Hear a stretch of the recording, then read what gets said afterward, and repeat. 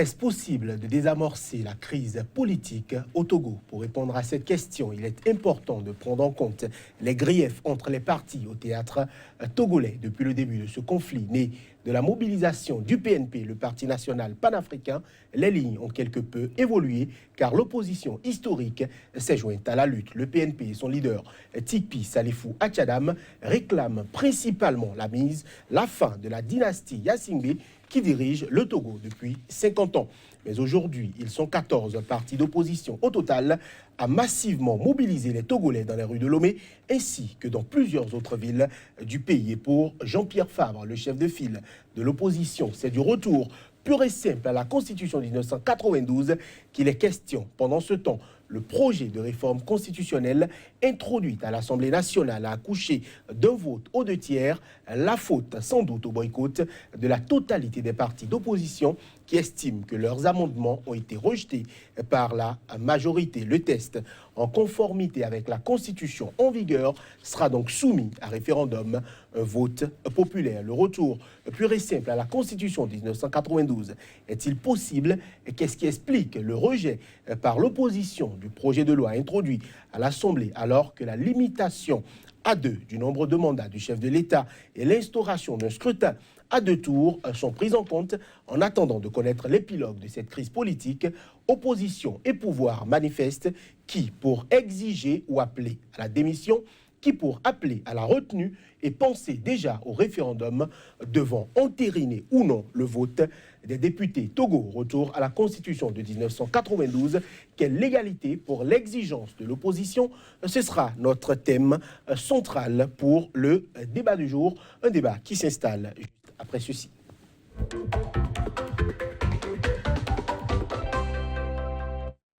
Et sur ce plateau, pour en parler, d'abord, Aimé Tchefa, bonjour. Bonjour. Sociologue, vous êtes expert en stratégie de développement. Merci d'accepter notre invitation. Face à vous, professeur Dondi Yamou, bonjour. Bonjour. Vous êtes agrégée des facultés de droit, directrice du Centre de droit international et d'intégration africaine. Merci d'être sur ce plateau. Ma première question est pour vous, professeur Dondi Yamou. Les opposants exigent le départ pur et simple du président togolais. Et quelle analyse préalable faites-vous du cas togolais? Alors, avant d'aller directement sur le cas togolais, il faut dire toute notre compassion pour ceux qui ont eu des difficultés, notamment physiques. Je n'irai pas plus loin, et notamment dire tout notre soutien aux parents qui ont perdu leur enfant dans ces différents événements. Ceci dit, si on se place sur le terrain juridique, uniquement juridique, réclamer la démission du président Faure apparaît décalé.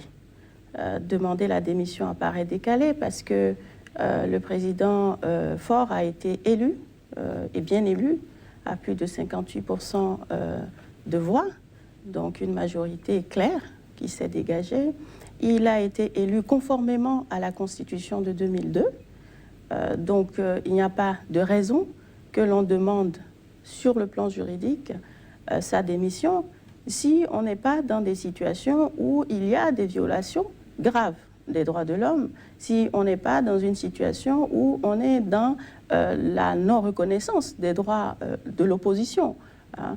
Donc, quand on n'est pas dans ces cas qui sont des cas qui révèlent un dysfonctionnement grave d'un État, on a un peu de mal à accepter la remise en cause d'un ordre constitutionnel, parce que tel est le cas. Si les Togolais admettent qu'effectivement leur chef d'État a été constitutionnellement bien élu, alors l'opposition, sur le plan juridique, sur le terrain du droit, n'a pas beau jeu de demander sa démission, à moins de considérer des éléments historiques qui vont amener ces membres de l'opposition à dire que parce qu'on est le fils d'eux, alors on doit forcément ne pas être au pouvoir. Ça, c'est une autre dimension. Hein, et je pense que je ne suis pas forcément là pour développer cette dimension. Sur le plan juridique, en tout cas, ce qu'il faut retenir, c'est que constitutionnellement, le chef d'État actuel a été bien élu, donc appelé à sa démission, ou en tout cas haranguer les foules pour sa démission, c'est aller en contradiction avec la Constitution et notamment l'article 144 de la Constitution. Voilà, Aimé Tchefa, quelle est votre analyse du cas togolais, puisque l'opposition aujourd'hui demande le départ du président Faure Gnassingbé, des réformes constitutionnelles, des réformes institutionnelles. Est-ce que ce n'est quand même pas légitime de la part de l'opposition de demander un certain nombre de prérequis dans un État qui se veut démocratique? Merci. Avant l'entame de mon propos, je voudrais dire que je ne suis pas togolais et que je prendrai toute la distance nécessaire pour analyser. Je suis universitaire et je le reste sur ce plateau. Alors, j'épouse entièrement le point de vue du professeur Yamou Dandi. Je voudrais dire que le rôle de l'opposition, c'est vrai, en demandant, l'opposition peut demander tout ce qui peut être en conformité avec la Constitution. Alors, demander le départ d'un chef d'État élu qui dispose donc de toute la légalité, de toute la légitimité, je crois que c'est antidémocratique pour ceux qui estiment qu'ils sont des démocrates, luttent et font donc un combat pour la promotion de la démocratie. Je n'ai pas d'état d'âme particulier par rapport à ça. Le président Faure Gnassingbé a été élu en bonne et due forme. Et ils étaient tous là au moment où il a été élu. Alors, de mon point de vue, le combat devrait être mené autrement et sur un autre front.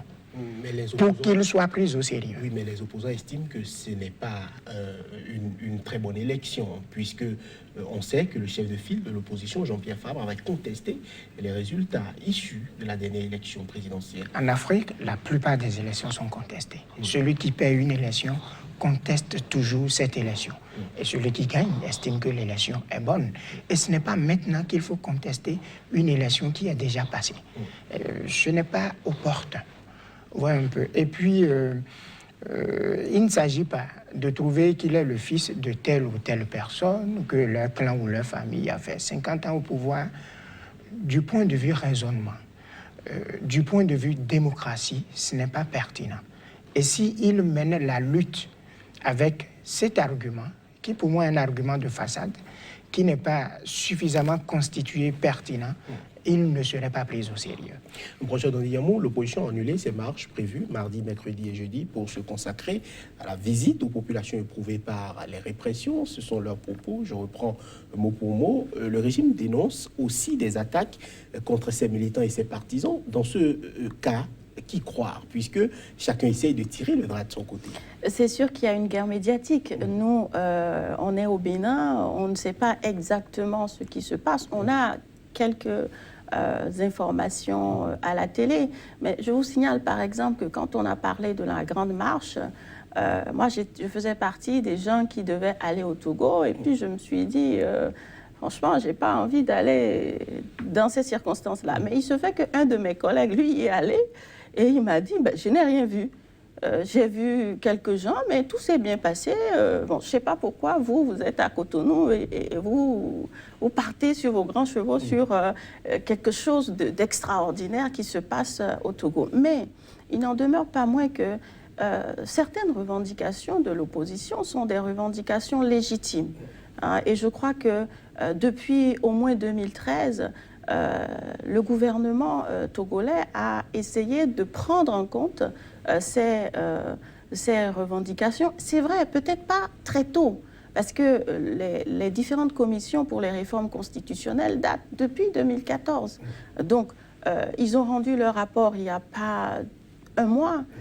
Et on peut se demander pourquoi les revendications n'ont pas été prises en compte depuis longtemps. Mais il y a des revendications qui sont légitimes en termes d'alternance au pouvoir, en termes de scrutin majoritaire à 2 tours, uninominal majoritaire à 2 tours. Donc, dans la guerre médiatique, puisque c'était votre question initiale, on ne peut pas toujours jauger. On a du mal à prendre position quand on n'est pas sur le terrain, quand on ne voit pas. Mais c'est toujours comme ça que cela se passe. L'opposition cherchera à justifier son positionnement et le gouvernement aussi. Mais je trouve que stratégiquement, c'est pas mal de dire qu'on est allé pour présenter toute sa compassion à des familles éplorées. Voilà, les 14 partis de l'opposition appellent à une journée Togo mort vendredi prochain. La dernière journée, Togo mort avait été très bien suivie, selon les images de notre correspondant à Lomé. Est-ce que c'est stratégique d'avoir annulé ces marches-là prévues sur 3 jours, selon vous? Bon, je ne suis pas sur le terrain, mais je suivais la fois dernière Emmanuel Soudi sur RFI qui disait que les marches des 20 et 21 septembre n'ont réellement pas mobilisé de foule comme celle du 6 et du 16 septembre. Et plus nous allons poursuivre, vous allez voir, plus la foule va s'étioler. Parce que les gens ont leurs préoccupations, les gens ont faim, les gens dépensent de l'énergie. Et il n'y a pas que ça. Il y a d'autres problèmes beaucoup plus vitaux, ou un peu les problèmes économiques. Donc, plus il s'agira de mobiliser les gens, et moins vous les verrez. Les plus grandes révolutions qui ont abouti aux plus grandes démocraties dans le monde, c'est en 2-3 jours. Vous pouvez vous inspirer de la situation du Burkina Faso. Plus vous voulez drainer tout le peuple, dans toutes les rues, dans toutes les villes, plus vous voulez le faire longtemps, et moins cela restera efficace. Ça devrait être logiquement une affaire de 2 ou 3 jours. J'ai suivi également sur RFI Francis Patiné, enseignant à Sciences Po, et j'ai le même point de vue que lui. Cette semaine-ci restera décisive. Si l'opposition ne passe réellement pas à l'attaque, c'est-à-dire marcher sur la présidence de la République, prendre... Non, pas du tout. Moi, je suis en train de dire si. Je suis dans un fait hypothétique, je raisonne. Si l'opposition ne fait pas les grands coups pouvant lui permettre d'aller devant, ben, elle n'a plus encore grand-chose à offrir. Proche Adoniamou, la même question, peut-être sous une autre forme. Est-ce que ce n'est pas plutôt la dernière manifestation qui a rencontré moins de succès que celle du 6 et 7 septembre, qui justifie peut-être le fait que l'opposition ait décidé de ne pas continuer à rester dans la rue? Est-ce que c'est une stratégie payante? Est-ce que ce n'est pas un risque que prend l'opposition à rester dans la rue toutes les semaines? Non, c'est un risque évident que l'opposition prend. Je vous rappelle que pendant presque 2 ans, on a eu les samedis rouges, je crois. Mercredi rouge au Togo. Bon, écoutez, ils étaient dans la rue. Hein, mais ici aussi, être tout le temps dans la rue, ça n'apporte pas grand-chose en réalité. Parce qu'un soulèvement, il se fait, je veux dire, de façon spontanée. Quand l'opposition a demandé la marche le 6, le 7 septembre, en disant clairement, nous, ce que nous voulons, c'est qu'il y ait la prise en compte de l'alternance au niveau du pouvoir. Nous voulons qu'il y ait un scrutin uninominal majoritaire à 2 tours. Tout le monde a suivi l'opposition. Même nous qui sommes ici, nous avons dit, mais ça, ce sont des revendications tout à fait légitimes. Nous avons droit à l'alternance. Pourquoi par les autres? Mais dès le moment où on dépasse ce stade-là et qu'on ne tient pas compte d'un contexte qui est celui de l'élection de quelqu'un au sommet de l'État, on peut faire de grandes erreurs. Vraiment, pour que l'opposition aujourd'hui puisse arriver à faire démissionner, ça n'existe pas, faire démissionner, mais pour qu'ils arrivent à faire démissionner le président de la République, il faut qu'ils prennent le pouvoir. Mais là, ce serait inconstitutionnel. Moi, j'ai la faiblesse de penser que quand on lutte pour la démocratie, et encore, quand on n'est pas, une fois encore, quand on n'est pas dans des situations graves, hein, de violation grave des droits de l'homme, parce que là, ça peut expliquer que l'on se soulève. Mais si on n'est pas dans ces cas-là, je pense que la promotion de la démocratie passe par les élections. Nous avons vu comment les élections se sont déroulées au Togo. Alors, à moins de dire que toutes les élections au Togo sont des élections truquées, alors ça, je ne peux pas prendre position là-dessus, je ne vois vraiment pas pourquoi ne pas challenger au moment des élections.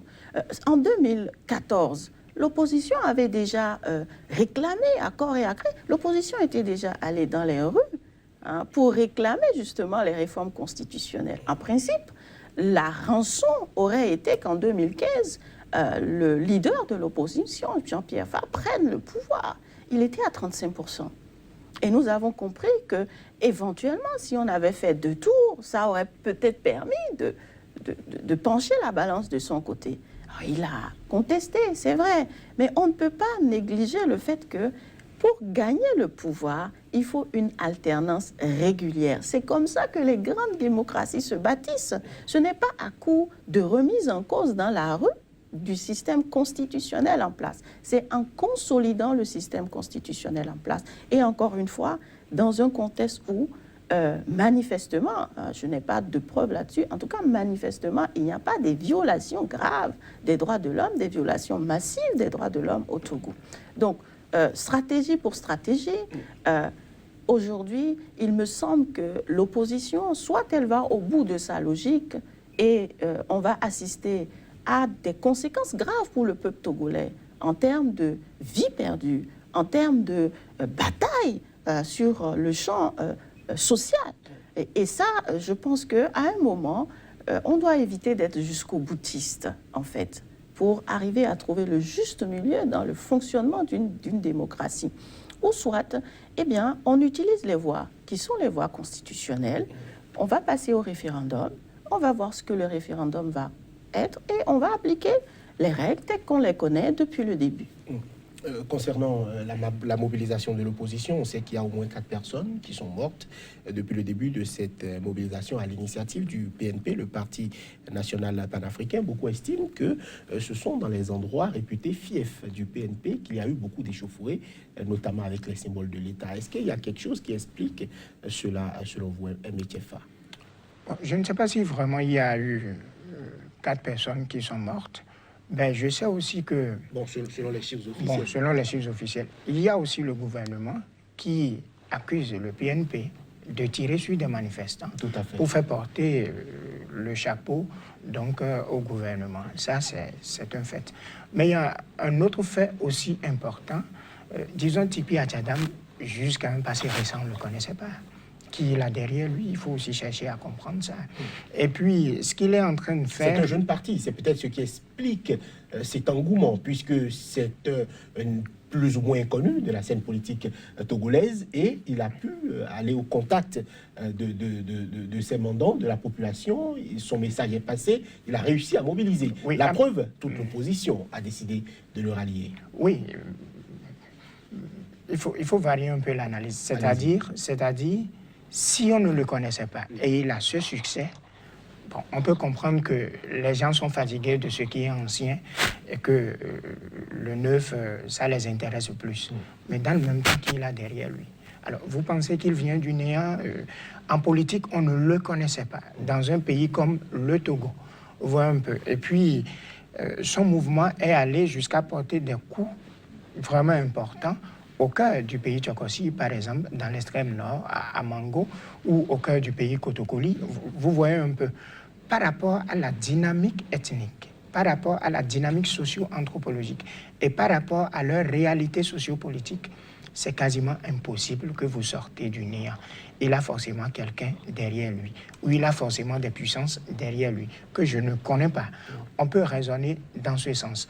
On peut aussi chercher à comprendre quel est son but réel? Quel est l'objectif global qu'il veut vraiment atteindre? Il a officiellement appelé à la fin qu'il a dit. De la dynastie Yassingbe. Il estime que le pays ne peut pas être dirigé et par rapport à lui éternellement. Oui, ça on le sait, c'est pas nouveau ça. Et puis, c'est pas la faute du président Faure que le pays se retrouve dans cette situation. Lui, il est venu voir une constitution qu'il a appliquée. Et ensuite, il est resté ouvert en acceptant qu'il y ait réforme. Et puis, lui aussi, il n'avait pas tellement le choix. S'il veut qu'il y ait la paix, s'il veut qu'il y ait la stabilité, c'est ce qu'il doit faire. Et c'est ce qu'il a fait. Bon, alors, et après ça, et par rapport à Tipi lui-même, qu'est-ce qu'il veut par rapport à lui-même?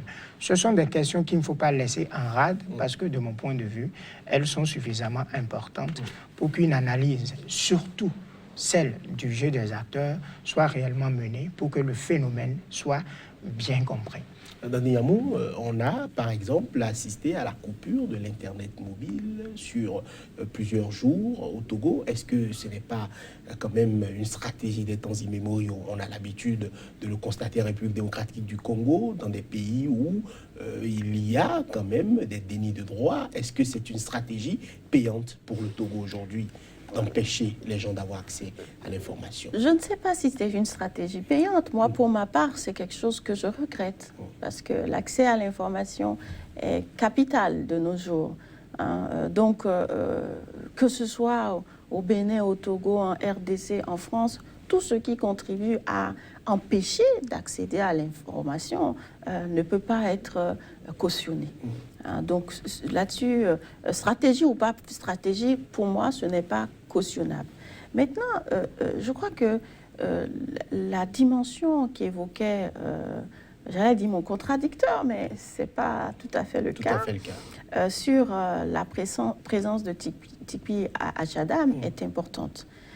Vous savez, jusque-là, on aurait pu penser que la bataille au sommet du pouvoir, c'était une bataille entre le Grand Lomé et le reste du pays. Mais il se fait qu'apparaît du néant quelqu'un qui appartient à une ethnie, qui est une ethnie du centre, Betem, et qui a toujours été une ethnie, on va dire, neutre dans le débat politique. Et quelqu'un qui est musulman, vient de Sokodé, et qui arrive à mobiliser donc d'autres de son ethnie, mais qui n'est pas directement l'ethnie du chef de l'État. Et ça fait balayer du revers de la main tous les débats qui peuvent être des débats d'une bataille nord-sud. Et pourtant, quand vous regardez les résultats des élections, la présence de l'opposition est forte dans le Grand Lomé. Ça, c'est pas, il n'y a pas de secret. Donc, le fait d'arriver à faire sortir du centre quelqu'un qui, au départ, appartient à une ethnie neutre, ça bouleverse, en fait, la stratégie même du gouvernement. Et ça amène le gouvernement à réagir autrement. Je suis certaine que si c'était quelque chose qui était sorti de Jean-Pierre Fabre, tous les Togolais auraient dit, bon, on est toujours dans la même situation, quoi. On est habitué. Donc, on reste comme ça, il n'y a pas de problème. Mais là, la question de que veut ce monsieur est importante. Mais si ce que veut monsieur Achadam, c'est uniquement la démission du président actuel, moi, ça me pose problème parce que ce n'est pas avec la démission qu'on construit un État. La démission doit reposer sur des éléments juridiques forts et sur des éléments factuels qui conduiront donc à dire, franchement, le pays est dans un état lamentable. On ne peut pas accepter que cette personne qui dirige maintenant depuis 15 ans, je ne tiens pas compte du temps passé par son père, parce que j'estime que je n'ai pas à assumer les responsabilités de mes ancêtres. Donc, comme au moment de la colonisation, vous savez, nous avons toujours le regard de dire aux colonisateurs et donc aux jeunes Français qui viennent, vous avez fait ci, vous avez fait ça. Mais ce n'est pas eux. Ce n'est pas eux. Par contre, nous devons développer notre propre conscience et développer la conscience de ceux-là pour que nous ne continuions pas dans les mêmes tas. Et en démocratie, c'est la même chose. Comment l'opposition fait? Quelle éducation démocratique donne-t-on aux Togolais pour que l'on puisse changer la tendance, pour que l'on puisse dire, finalement, cette famille a trop régné, changeons-la. Mettons quelqu'un d'autre. Et je pense que depuis quand même au moins 1993, il y a des élections au Togo. L'opposition a fait un boycott, enfin, plusieurs boycotts. Et la révision entamée le 17 septembre est un reflet du boycott. Pourquoi on est arrivé à la Constitution de 2002? C'est à cause d'un boycott. Si l'opposition avait des candidats au niveau des législatives, ils auraient des représentants. Mais la stratégie de boycott a entraîné quoi? Une Assemblée nationale monocolore et a donc favorisé du coup la Constitution, la modification de la Constitution en 1992, donc pour aller vers ce qu'on appelle la Constitution de 2002, mais qui n'est en réalité que la révision de la Constitution de 1992. Donc, vraiment, moi, je suis pour que nous avancions en matière de démocratie, mais la culture démocratique est importante. Elle ne passe pas uniquement par des slogans de démission ou de soulèvement dans la rue. Voilà, l'opposition a boycotté le vote au Parlement du projet de révision constitutionnelle soumis par le gouvernement. La politique de la chaise vide, votre avis là-dessus, est-ce qu'elle est opportune aujourd'hui? Mais c'est ce qu'elle vient de développer.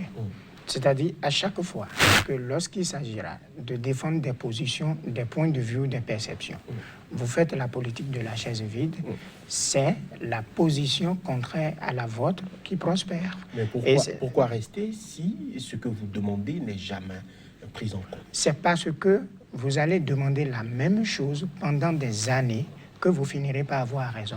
Ce n'est pas en refusant de demander que vous aurez raison. Dadi Yamou, l'opposition politique estime aujourd'hui que la Constitution a été changée 3 fois en une nuit et qu'aujourd'hui, si la volonté politique est réelle, il n'y a aucun obstacle pour qu'on n'ait pas ce qu'elle demande aujourd'hui. Clairement, c'est ce que l'opposition estime. Est-ce que ce n'est pas un avis qu'on peut comprendre? Sur le plan juridique, c'est un avis que je ne comprends pas. Je ne peux pas contester l'illégalité d'une procédure et demander l'illégalité pour remettre en place une autre procédure. Sur le plan juridique, je ne peux pas le comprendre. Maintenant, l'opposition, elle ne demande pas toujours la même chose.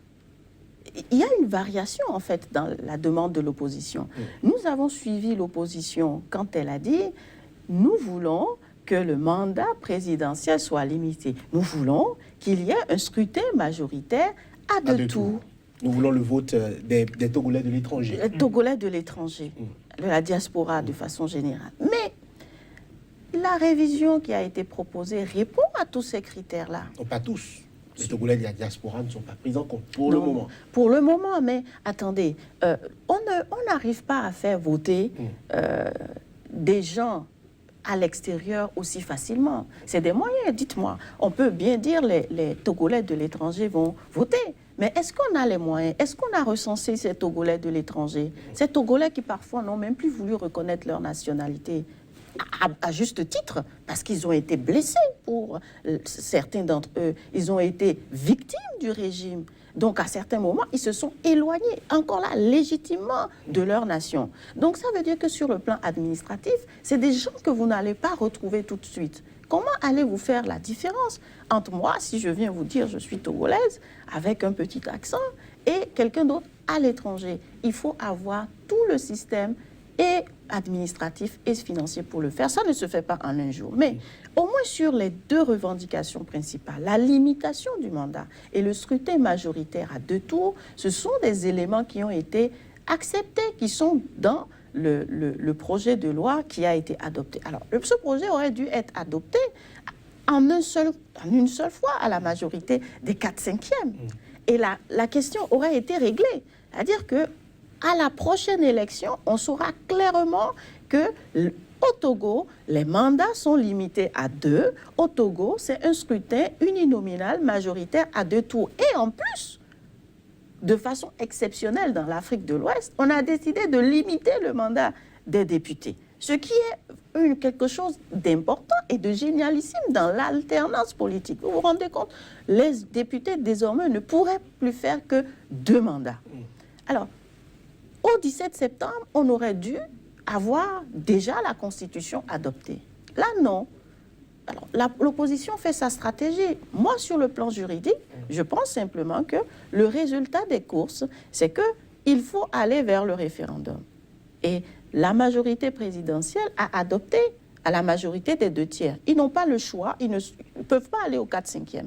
Ils ont donc adopté à la majorité des 2 tiers. Donc, la seule voie, la seule issue juridiquement acceptable est celle du référendum. Alors, doit-on encore contester le référendum quand on est dans la reconnaissance d'un état de droit? La rue vaut le référendum pour l'opposition, MTFA?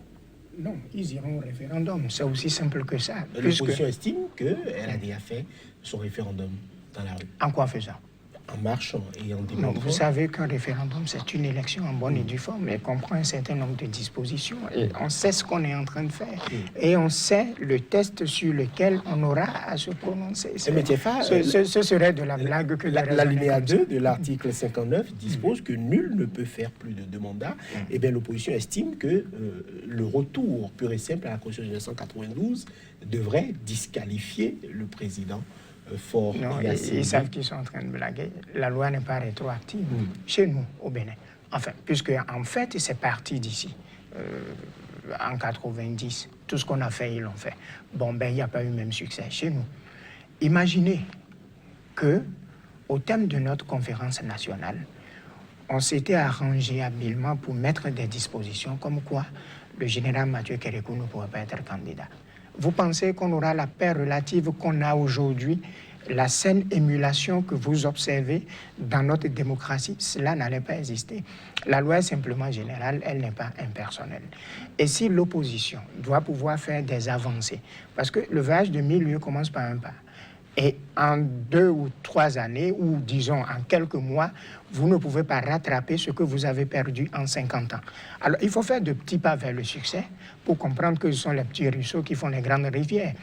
Déjà réussi à obtenir la limitation du mandat et ensuite un scrutin à 2 tours, de mon point de vue, était largement suffisant, qu'on peut encore ouvrir pour que le président Faure soit candidat en 2020 et que s'il réussissait encore en 2025, ce qui est sûr, à partir de 2030, il n'a pas le choix, il dépose le tablier. Mais chercher à l'atomiser tout de suite, cela aura des dérapages incontrôlables pour tout le monde. Dernièrement, votre avis sur le texte actuellement voté permet au président, M. Tiefa l'a rappelé, techniquement d'être candidat jusqu'en 2025, c'est-à-dire de finir son mandat en 2030. Est-ce que ce n'est pas trop dans un État de type démocratique? Quand on parle de démocratie, qu'un président fasse, il a déjà cumulé 12 ans au pouvoir aujourd'hui et il sera probablement, sauf si l'opposition le bat dans les urnes, ce qui est très peu probable, président de la République jusqu'en 2030. Est-ce que ce n'est pas trop? Pourquoi penser forcément que le président Faure ne peut pas être battu par l'opposition? S'il ne peut pas être battu, je veux dire encore loyalement, hein, s'il ne peut pas être battu loyalement par l'opposition, c'est que l'opposition a un problème. C'est que l'opposition ne fait pas l'adhésion au sein du peuple. Et ce n'est pas l'opposition la estime, je ne vous coupe pas, l'opposition estime aujourd'hui que le combat n'est pas loyal parce que il y a la refonte du fichier électoral, il y a des réformes. L'opposition estime aujourd'hui que le gouvernement embrigade tous les leviers de l'État et donc ce n'est pas les élections, mais c'est juste un simulacre qui permet au président de renouveler chaque fois. Non, si c'est un simulacre qui permet de renouveler, il suffit d'apporter la preuve de ce simulacre-là. Nous sommes dans un contexte international maintenant où il y a, je veux dire, le contrôle des élections. Et donc, si c'est effectivement un simulacre et qu'ils ne peuvent rien faire, je les suis. Si c'est effectivement un simulacre, je les suis. Mais objectivement, la mère Merkel vient de rempiler pour son 4e mandat. Elle vient de rempiler pour un 4e mandat. Donc, ça veut dire quoi? Ce n'est pas tellement la longévité au pouvoir qui pose problème. Ce qui pose problème, c'est la capacité à renouveler la démocratie, à renouveler l'élite politique. Ici, en réalité, je pense qu'il y a un combat qui est un combat de personnes. Au-delà de penser que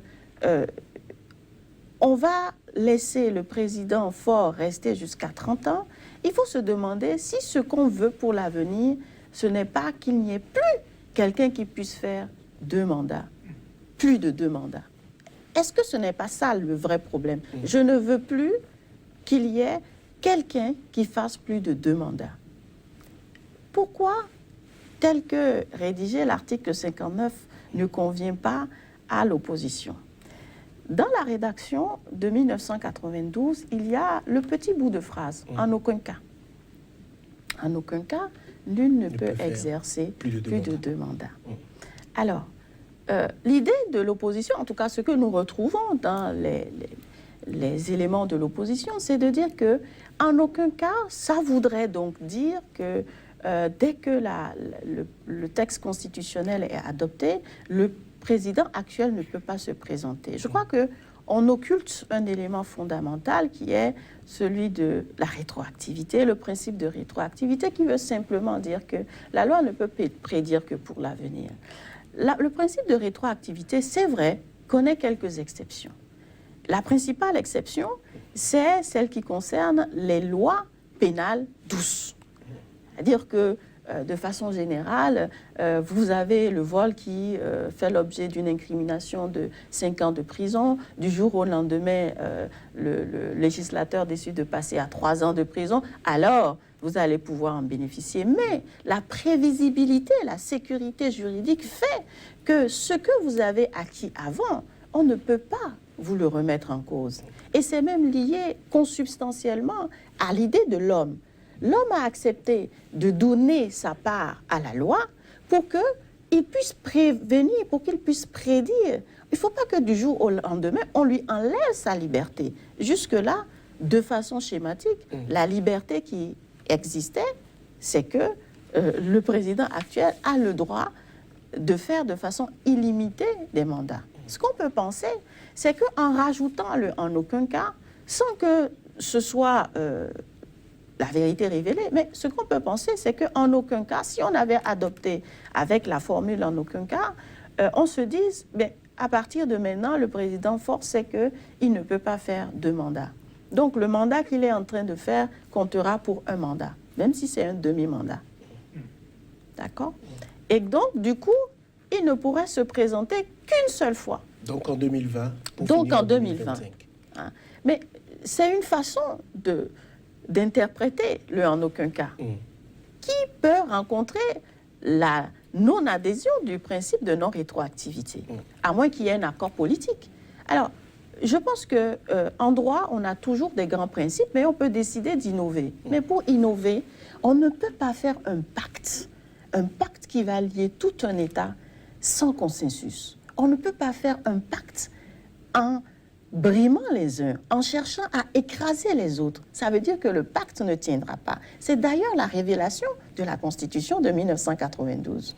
On l'a faite en voulant mettre de côté un président de la République. Le résultat, c'est qu'on est allé à l'impasse. Donc, pour moi, dans la mesure où une constitution est vraiment le socle de l'aspiration des populations, il faut que cette constitution soit toujours modelée, soit toujours faite dans une forme de consensus, parce que justement, c'est le pacte social. Donc, trouver un compromis politique, trouver un compromis juridico-politique peut permettre d'avancer si on n'est pas dans du jusqu'au-boutisme. Donc aujourd'hui, il faut retourner à la table de négociation. Oui, absolument. Absolument. C'est vrai, vous savez, les crises ont une fonction dynamique, c'est ce qu'on dit en sociologie. Et cette crise leur aura permis de faire beaucoup d'avancées si chacun ne reste pas trop cramponné sur sa position.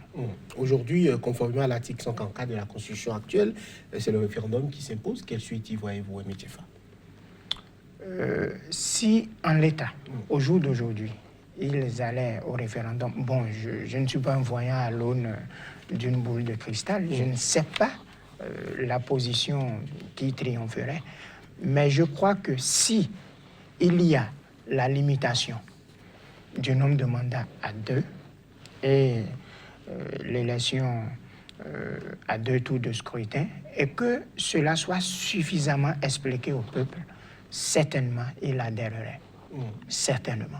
Aujourd'hui, l'opposition estime que aucun président en exercice n'a jamais perdu un référendum et que cela ne l'arrange pas. Dandy Yamou, je voudrais votre avis par rapport à ceux qui estiment qu'il y aurait des mains extérieures derrière cette mobilisation de l'opposition ou des mains extérieures derrière cette crise-là qui prévaut entre le régime et l'opposition. Votre avis là-dessus? Juste, si vous permettez, avant les mains extérieures, je veux juste dire que nous, au Bénin, on a eu un président de la République qui a perdu les élections alors qu'il était au pouvoir. Donc, vous voulez parler de Nicéphore Dieudonné Souglo? Ce n'est pas impossible. Bon, maintenant, pour la main invisible, partout il y a des mains invisibles. partout. Mais c'est à nous, c'est-à-dire que surtout dans nos États africains, c'est à nous de savoir où nous voulons aller. Les autres ne feront pas notre développement à notre place. Les autres ne savent pas ce qui est meilleur pour nous à notre place. Donc, quelle que soit la main invisible qui tente de fomenter certains coups, si nous ne sommes pas en capacité, surtout l'élite africaine, si nous ne sommes pas en capacité de dire non, quels que soient les complots qui peuvent se passer, quel que soit ce qu'on me dit, voilà ce qui est bon pour moi, voilà ce qui est bon pour mon peuple, voilà ce qui est bon pour mes concitoyens, et qu'on va dans ce sens, on sera toujours dans la théorie du complot. La théorie du complot, c'est toujours celle qui est utilisée par les plus faibles. C'est ma conviction. Parce que si on est dans la théorie du complot, on se refuse à voir les choses en face. On se refuse à mettre en jeu sa propre responsabilité. Et ça, c'est le positionnement de la facilité. Donc, il y a certainement des puissances étrangères qui vont jouer sur l'échiquier. C'est normal. Il n'y a aucune puissance digne de ce nom qui n'a pas envie justement de maintenir sa puissance, qui n'a pas envie de manipuler. Et donc, c'est à nous, dans le contexte togolais notamment, aussi bien à l'opposition qu'au gouvernement en place, de tenir compte des vraies aspirations, des vrais besoins des populations pour décider. Voilà.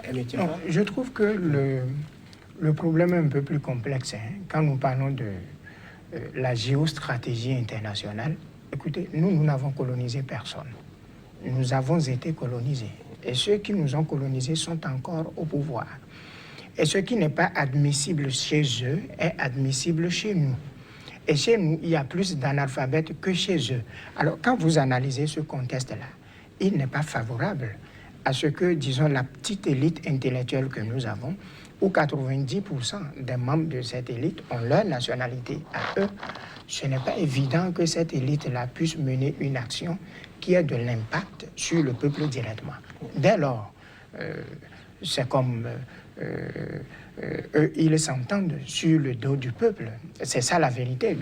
Le bas peuple, les analphabètes, ceux qui ne disposent pas de pouvoir et de capacité pour réellement faire changer les donnes, et ceux qui ne comprennent même pas que leur droit de vote est une force qu'ils peuvent utiliser pour changer quelque chose, qui n'ont de vision qu'à l'aune de leur groupe ethnique. Alors, dans un contexte pareil, s'il y a des mains derrière, il faut bien analyser et bien observer. Le président Faure aujourd'hui, quelle est sa relation avec les puissances extérieures, notamment la France? Quelle est sa position par rapport au franc CFA, sa disparition ou bien son maintien? Lorsque vous entrez dans le jeu du commerce international, il vend et achète à qui?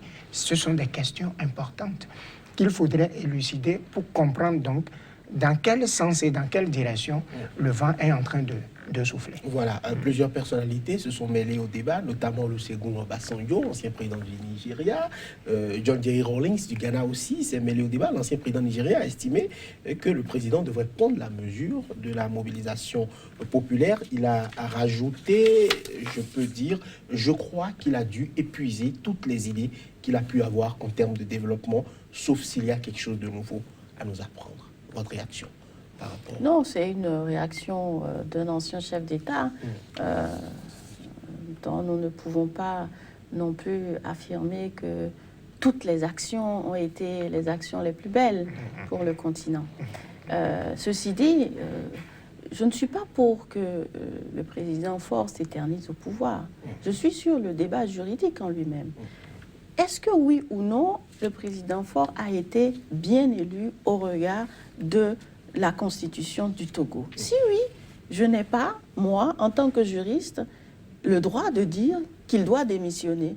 Enfin, s'il a envie, il démissionne. S'il y a autre trahison, on va le déchoir de son titre. Mais si on n'est pas dans ces cas-là, en tant que juriste, je ne peux pas prendre position.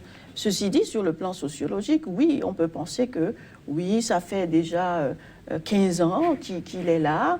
Qu'est-ce qu'il a fait, qu'est-ce qu'il n'a pas fait, qu'il ne peut plus, enfin, qu'il peut faire après 15 ans. C'est au peuple togolais de nous le dire. C'est à l'électeur togolais de dire que c'est bon, c'est assez, vous pouvez partir. Et d'ailleurs, le référendum qui est proposé, je pense qu'il est de l'intérêt du peuple togolais de l'adopter.